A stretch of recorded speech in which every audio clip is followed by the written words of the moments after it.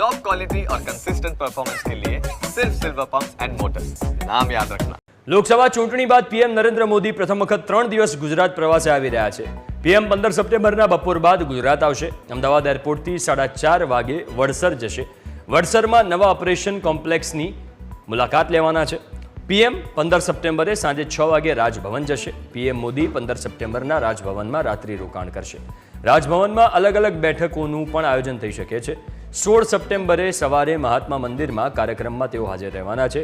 Global reinvest renewable energy સમિટમાં તેઓ ઉપસ્થિત રહેશે. 16 સપ્ટેમ્બરના બપોરે 12 વાગે રાજભવન તેઓ પરત આવશે. બપોરે 1:30 વાગે ગાંધીનગર સેક્ટર 1 મેટ્રો સ્ટેશનની મુલાકાતે સેક્ટર 1થી ગિફ્ટ સિટી સુધી મેટ્રોમાં ટ્રાવેલિંગ કરશે. બપોરે 3:30 વાગે જીએમડીસીમાં કાર્યક્રમમાં હાજરી આપશે. 16 સપ્ટેમ્બરે સાંજે 6 વાગે રાજભવન પરત આવશે. પીએમ 16 સપ્ટેમ્બરે સાંજે 6 વાગે રાજભવન જશે અને 17 સપ્ટેમ્બરે સવારે 9 વાગે ભુવનેશ્વર જવા રવાના થશે.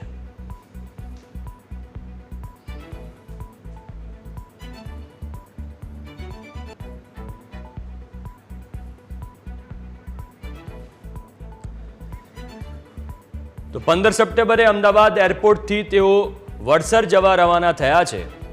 વડસરમાં નવા ઓપરેશન કોમ્પ્લેક્સની તેઓ મુલાકાત લેવાના છે.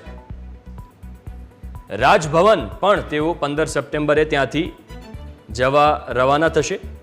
આ સિવાય રાજભવનમાં અલગ અલગ બેઠકોનું આયોજન કરાયું છે. 15મી તારીખે સાંજે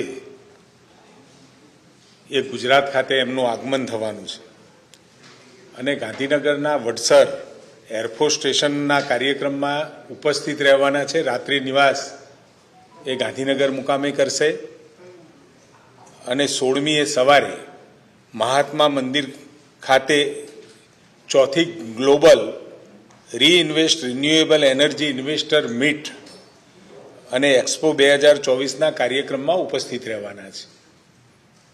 આ પ્રકારની મીટ અગાઉ 3 વખત થઈ ચૂકી છે અને જે દિલ્હી ખાતે થઈ હતી અને ચોથી આપણા ગુજરાતમાં થવા જઈ રહી છે. સાથે બપોરે સેક્ટર 1 મેટ્રો સ્ટેશનથી અમદાવાદ ગાંધીનગર મેટ્રો રેલ સેવા ફેઝ 2નો પણ એ શુભારંભ કરાવવાના છે અને સાથે આપણી મેટ્રોમાં સફર પણ કરવાના છે, રાઈડ પણ કરવાના છે.